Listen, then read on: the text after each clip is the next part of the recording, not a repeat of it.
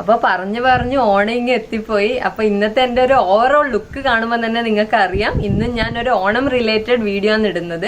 അപ്പൊ മുന്നേ ഞാൻ സെറ്റ് മുണ്ട് എങ്ങനെ ഡ്രേപ്പ് ചെയ്യാന്നുള്ളത് ഒരു വീഡിയോ ഇട്ടിട്ടുണ്ടായിരുന്നു, കാണാത്തവർ കാണാം.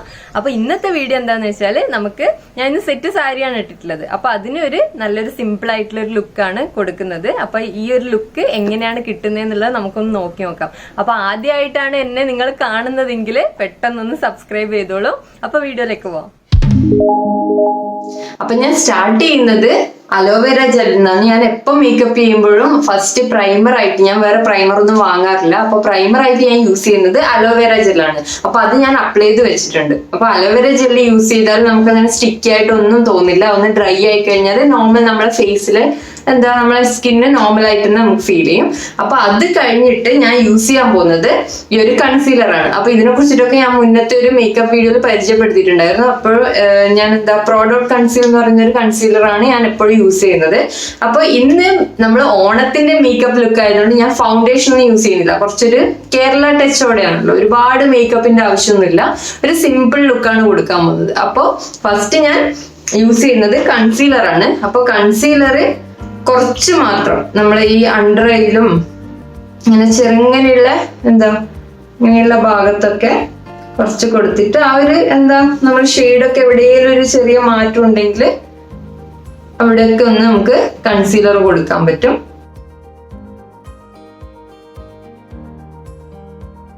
ഈ ഒരു കൺസീലറിൽ എനിക്ക് ഏറ്റവും ഇഷ്ടപ്പെട്ട ഒരു പാർട്ടി ഇന്ത്യൻ ബ്രഷ് ആട്ടോ ഇത്. നമ്മൾ കൈ കൊണ്ട് ടച്ച് ചെയ്യേണ്ട ആവശ്യം വരില്ല. ഈ ബ്രഷ് കൊണ്ട് തന്നെ നമുക്ക് ഫുൾ ഫേസിലും അപ്ലൈ ചെയ്ത് കൊടുക്കാൻ പറ്റും. കണ്ണിന്റെ മോൾ ഭാഗത്തും കുറച്ച് കൊടുക്കാം. ഈ കണ്ണിന്റെ ഈ ഏരിയ എന്ന് പറയുന്നത് എപ്പോഴും കുറച്ചൊരു ഡാർക്ക് ആയിരിക്കുമല്ലോ നമ്മുടെ സ്കിൻ ടോണിന്. അപ്പോൾ ആ ഒരു ഏരിയ ഒന്ന് നമ്മുടെ നോർമൽ ടോണിലേക്ക് കൊണ്ടുവന്നെത്തിക്കാം. എപ്പോഴും ഞാൻ പറയാറുണ്ട്, നമ്മൾ മേക്കപ്പ് സ്റ്റാർട്ട് ചെയ്യുന്ന സമയത്ത് കൈ നല്ല നീറ്റായിട്ട് കഴുകിയിട്ടുണ്ടാവണം. കാരണം നമ്മൾ കൈ കൊണ്ട് കുറെ ബ്ലെൻഡ് ചെയ്യുന്നതായിരിക്കും കുറെ നല്ലത്. നമ്മൾ കൈയിനെക്കാളും നല്ല ബ്ലെൻഡർ ഇല്ല എന്ന് തന്നെ വേണമെങ്കിൽ പറയാം. അപ്പൊ കൈ കൊണ്ട് ചെയ്താൽ നല്ലൊരു ഫിനിഷിങ് ആണ് എനിക്ക് എപ്പോഴും ഫീൽ ചെയ്യാറ്. ഈ കണ്ണില് കൊടുക്കുമ്പോ ഈ കോർണറിലൊക്കെ ഒന്ന് ടച്ച് ചെയ്ത് കൊടുക്കാം. ഈ കൺസീലർ ഉണ്ടല്ലോ എപ്പോഴും നമ്മളിങ്ങനെ ജസ്റ്റ് ടാപ്പ് ചെയ്തിട്ട് മാത്രം കൊടുക്കും. ഇങ്ങനെ ഒരുപാട് ഇങ്ങനെ ഒരച്ച് കളയരുത്. ഇങ്ങനെ ജസ്റ്റ് ഒന്ന് ടാപ്പ് ചെയ്തിട്ട് അത് സ്കിന്നായിട്ടൊന്ന് നല്ല ബ്ലെൻഡ് ചെയ്ത് കൊടുക്കാം.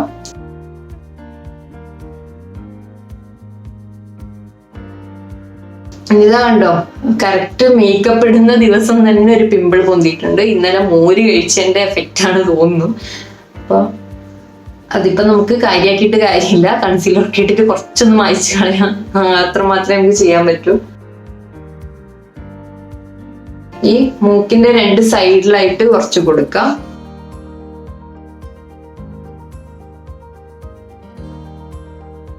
ഞാൻ ഫൗണ്ടേഷൻ യൂസ് ചെയ്യുന്ന സിറ്റുവേഷൻസ് വളരെ കുറവാണ്. ഇങ്ങനെ ഭയങ്കര ഒരു പാർട്ടിക്കൊക്കെ പോകുന്നുണ്ടെങ്കിൽ മാത്രമേ ഞാൻ ഫൗണ്ടേഷൻ യൂസ് ചെയ്യാറുള്ളൂ. ഞാൻ മിക്കവാറും ജസ്റ്റ് ഒന്ന് പുറത്ത് പോകുന്നതിനാണെങ്കിലും നോർമൽ ഒരു ഫംഗ്ഷനൊക്കെ ആണെങ്കിലൊക്കെ ഞാൻ കൺസീലർ മാത്രമേ യൂസ് ചെയ്യാറുള്ളൂ. അതിന്റെ ആവശ്യം മാത്രമേ ഉള്ളൂ. ഈ ഫൗണ്ടേഷനൊക്കെ ഇട്ടിട്ട് വേർക്കുന്ന സമയത്ത് അതടക്കം ഒഴുകി പോകുന്നുണ്ട്. അതൊക്കെ പറയുന്നത് ഭയങ്കര ബോറാണ്. അപ്പൊ ഞാൻ ജസ്റ്റ് കൺസീലർ മാത്രം ഇങ്ങനെ ജസ്റ്റ് ഷെയ്ഡ് മാറ്റുള്ളൂ. കുറച്ച് ഡാർക്ക് എടുക്കുന്ന ആ ഒരു സ്ഥലത്ത് മാത്രം കൺസീലറാണ് ഞാൻ യൂസ് ചെയ്യാറ്. ഇപ്പൊ എന്തെങ്കിലും പിമ്പിളൊക്കെ വന്നിട്ട് കലയൊക്കെ ഉണ്ടെങ്കിൽ അതിന്റെ മുകളിൽ ജസ്റ്റ് കുറച്ച് കൺസീലർ അപ്ലൈ ചെയ്ത് കൊടുക്കും. അല്ലാതെ അതിൽ കൂടുതലൊന്നും ചെയ്യാറില്ല.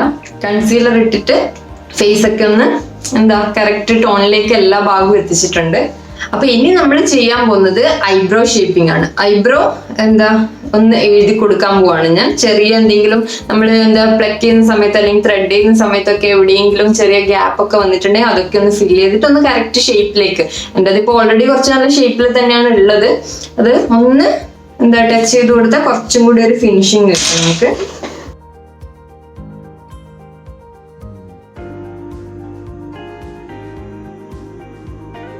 ഈ ഒരു ഐബ്രോ നമ്മൾ എഴുതുന്ന സമയത്ത് എപ്പോഴും ശ്രദ്ധിക്കേണ്ട കാര്യം, നമ്മുടെ ഹെയർ ഗ്രോത്ത് എങ്ങോട്ടേക്കാണോ ആ ഒരു ഡയറക്ഷനിൽ എപ്പോഴും എഴുതി കൊടുക്കാൻ വേണ്ടി ശ്രദ്ധിക്കാം.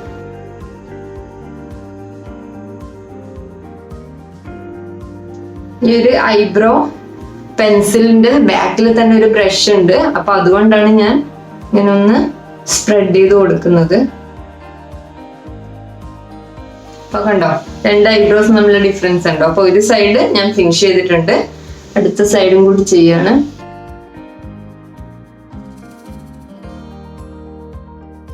എപ്പോഴും ഞാൻ മേക്കപ്പ് വീഡിയോയിൽ പറഞ്ഞിട്ടുണ്ടായിരുന്നു, ഐബ്രോ ഷേപ്പിംഗ് മീൻസ് ഈ ഐബ്രോ പെൻസിൽ ഞാൻ എപ്പോഴും വാങ്ങുന്ന സമയത്ത് എപ്പോഴും ഡാർക്ക് ബ്രൗൺ എന്ന് പറയുന്ന ഷെയ്ഡ് മാത്രമേ വാങ്ങാറുള്ളൂ. ഞാൻ ബ്ലാക്ക് ഒരിക്കലും വാങ്ങാറില്ല. എന്തുകൊണ്ടാ വെച്ചാല് പ്രത്യേകിച്ച് ഞാനിത് പറയുന്നത് കുറച്ച് കട്ടിയുള്ള, എന്റെ ടൈപ്പിൽ കുറച്ച് കട്ടിയുള്ള പുരികുള്ളവർക്കാണ്. അപ്പൊ അങ്ങനെയുള്ള ഒരു ബ്ലാക്ക് തന്നെ നമ്മൾ ഇത് എഴുതുകയാണെങ്കിൽ ഭയങ്കര കട്ടിയായിട്ട് തോന്നുന്നു, അത് ശരിക്കും എഴുതിയ ഒരു ഫീല് കിട്ടും. അപ്പൊ ഈ ബ്രൗൺ ആവുമ്പോൾ ജസ്റ്റ് ആ ഒരു ഫില്ല് ചെയ്താലും നമ്മൾ അങ്ങനെ ഭയങ്കരമായിട്ട് എഴുതിയിട്ട് ഇങ്ങനെ എടുത്ത് നിൽക്കില്ല, പക്ഷെ കറക്റ്റ് നല്ലൊരു ഷേപ്പിൽ തന്നെ കിട്ടും. അപ്പൊ ഈ ഒരു ഡാർക്ക് ബ്രൗൺ ആണ് എപ്പോഴും ഞാൻ യൂസ് ചെയ്യാറ്.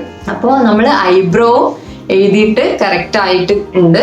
ഇനി നമ്മൾ എഴുതാൻ പോകുന്നത് കണ്ണാണ്. കണ്ണ് എഴുതി കഴിഞ്ഞിട്ടാണ് പിന്നെ നമ്മൾ ലിപ്പിലേക്ക് പോകുന്നത്.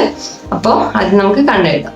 അപ്പൊ കണ്ണെഴുതാൻ വേണ്ടി ഞാൻ 2 സാധനങ്ങൾ യൂസ് ചെയ്യുന്നുണ്ട്. ഒന്ന് ലാക്മേയുടെ ഐക്കോണിക് കാജലാണ്, രണ്ടാമത്തത് നമ്മുടെ ലാക്മേയുടെ തന്നെ ഇൻസ്റ്റാ ലൈനർ ആണ്, ലിക്വിഡ് ലൈനർ ആണ്. അപ്പൊ ഇത് 2 യൂസ് ചെയ്തിട്ടാണ് ഞാൻ ഐ ലൈൻ ചെയ്യാൻ വേണ്ടി പോകുന്നത്. അപ്പൊ ആദ്യം ഞാൻ യൂസ് ചെയ്യുന്നത് നമ്മുടെ ലിക്വിഡ് ലൈനർ ആണ്. ഇത് വെച്ചിട്ടാണ് ഞാൻ മോൾ ഭാഗം എഴുതാൻ പോകുന്നത്.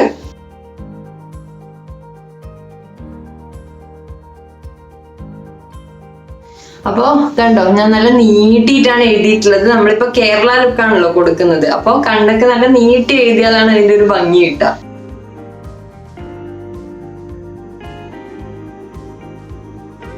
അപ്പൊ മോൾ ഭാഗം ഫിനിഷ് ആയിട്ടുണ്ട്. ഇനി താഴെ എഴുതാൻ പോവാണ്. താഴെ എഴുതുമ്പോ ഈ ലിക്വിഡ് ലൈനർ കൊണ്ട് തന്നെ ഞാൻ ഈ കോർണർ ഒന്ന് കറക്റ്റ് ഒന്ന് എഴുതി കൊടുക്കാണ്. അതിനുശേഷമാണ് ഞാൻ കാജൽ യൂസ് ചെയ്യുന്നത്. കോർണർ 2 സൈഡും, ഈ ഉള്ളിലത്തെ ഇന്നർ കോർണറും ഈ ഔട്ടർ കോർണറും 2 ഞാൻ കണക്ട് ചെയ്തിട്ട് വെക്കുകയാണ് ആദ്യം.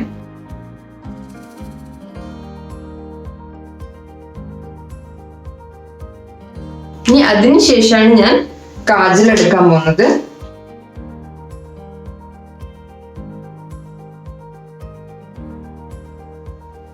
കണ്ണ് ഞാൻ അടിഭാഗത്ത് നല്ലൊന്ന് സ്പ്രെഡ് ചെയ്തിട്ടാണ് എഴുതിയിട്ടുള്ളത്. അപ്പൊ നല്ലൊരു കട്ടിയില് നല്ലൊരു കട്ടിയായിട്ട് തന്നെ ഞാൻ കാജൽ വെച്ചിട്ട് എഴുതിയിട്ടുണ്ട്. അപ്പൊ കേരള ലുക്കിന് എപ്പോഴും കണ്ണൊക്കെ നല്ല കട്ടിയിൽ എഴുതുന്നത് തന്നെയാണ് ഭംഗി. അപ്പൊ നല്ല നീട്ടിയിട്ട് ഞാൻ അടിഭാഗം കാജൽ കൊണ്ടും ഫിനിഷ് ചെയ്തിട്ടുണ്ട്. ഇനി ഞാൻ അതുപോലെ തന്നെ ഈ കണ്ണിലും കൂടി എഴുതാൻ പോവാണ്.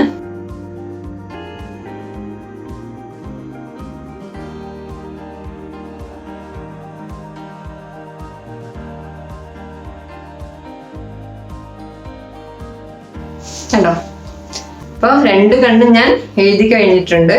അപ്പൊ ഞാൻ നേരത്തെ കൺസീലർ അപ്ലൈ ചെയ്തതിന് ശേഷം ഞാൻ ഈ ഒരു കോമ്പാക്ട് പൗഡർ യൂസ് ചെയ്തിട്ടുണ്ടായിരുന്നില്ല. എന്തുകൊണ്ടാന്ന് വെച്ചാല് നമ്മൾ ഈ കണ്ണ് എഴുതി കഴിയുമ്പോൾ ഞാൻ അടിയിൽ കാജലാണല്ലോ യൂസ് ചെയ്യുന്നത്. അപ്പൊ ഈ കാജൽ സ്പ്രെഡ് ആവാതിരിക്കാൻ, ഇത് അത്ര സ്പ്രെഡ് ആവാത്തൊരു കാജലാണ്, പക്ഷെ നിങ്ങൾ വേറെ ഏതെങ്കിലും ഒക്കെയാണ് സ്പ്രെഡ് ആവുന്ന ടൈപ്പ് ഒക്കെയാണ് യൂസ് ചെയ്യുന്നതെങ്കിൽ ഈ കാജൽ എഴുതിയതിനു ശേഷം നമ്മൾ ഈ കോമ്പാക്റ്റോ നോർമൽ ടാൽക്കം പൗഡറോ യൂസ് ചെയ്യുന്നതാണെങ്കിൽ അതായിരിക്കും ബെറ്റർ. അതാകുമ്പോൾ കണ്ണിന്റെ അടിയിലേക്ക് അധികം സ്പ്രെഡ് ആവില്ല. ഞാൻ ഇപ്പോഴാണ് ജസ്റ്റ് ഒന്ന് അടക്കൊന്ന് അപ്ലൈ ചെയ്ത് കൊടുക്കാണ്.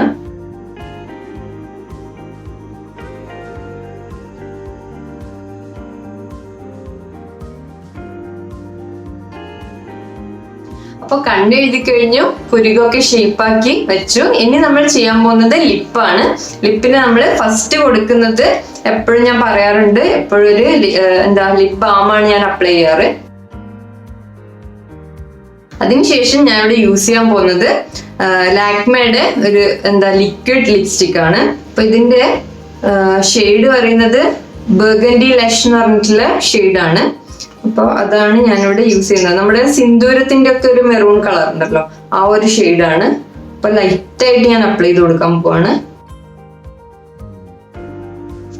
അപ്പൊ എപ്പോഴും നമ്മൾ മേക്കപ്പ് ഒക്കെ ചെയ്യുന്ന സമയത്ത് എപ്പോഴും ഒരു ടിഷ്യൂ പേപ്പർ, ഒരു ബഡ്സ് അങ്ങനെയുള്ള കാര്യങ്ങളൊക്കെ സൈഡിലൊന്ന് വെക്കുക. കാരണം ഇങ്ങനെ പുറത്തേക്കൊക്കെ ആവുമ്പോൾ തുടക്കാൻ വേണ്ടിയിട്ടുള്ള ആവശ്യത്തിനാണ്. അപ്പോൾ ഞാൻ സൈഡൊക്കെ ഒന്ന് നീറ്റാക്കി കൊടുക്കാണ്. നമ്മുടെ ഈ ലിപ്സ്റ്റിക് ആണെങ്കിലും ഉണ്ടല്ലോ, നമ്മുടെ കൈയിനെ പോലെ ബ്ലെൻഡ് ചെയ്യാൻ പറ്റുന്ന സാധനം വേറെ ഇല്ല. അപ്പൊ ഞാൻ എപ്പോഴും എൻ്റെ ഫിംഗേഴ്സ് കൊണ്ട് തന്നെയാണ് ലിപ്സ്റ്റിക് ബ്ലെൻഡ് ചെയ്ത് കൊടുക്കാറ്.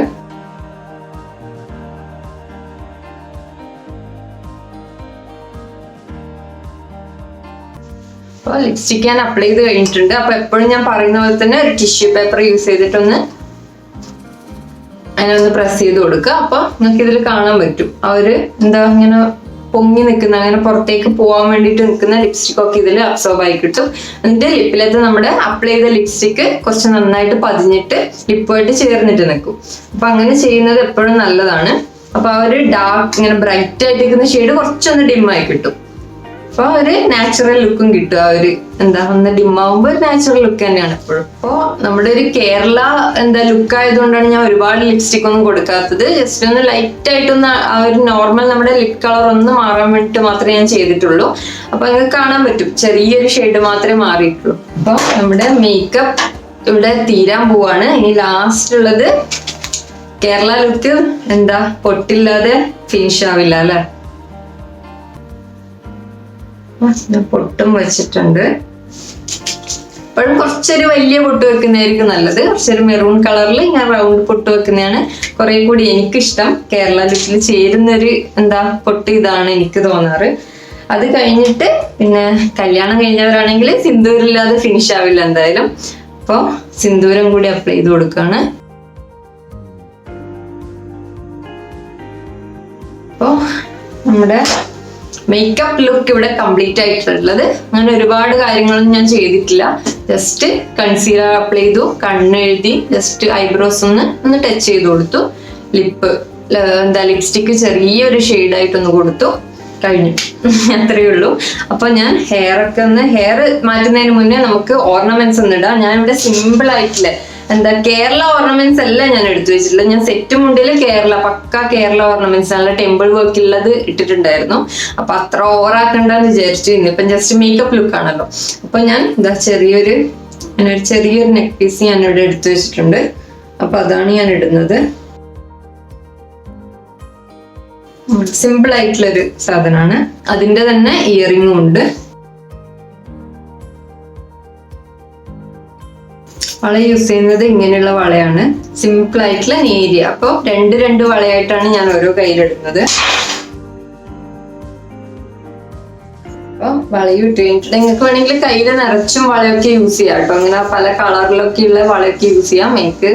ഞാൻ യൂസ് ചെയ്യാറുണ്ട്, ഇല്ല എന്നല്ല. അപ്പൊ ഇപ്പൊ ഞാൻ ഇട്ട ഓർണമെന്റ്സിന് മാച്ചിങ് ആയിട്ടുള്ള ടൈപ്പിലാണ് വളയും എല്ലാം യൂസ് ചെയ്തിട്ടുള്ളത്.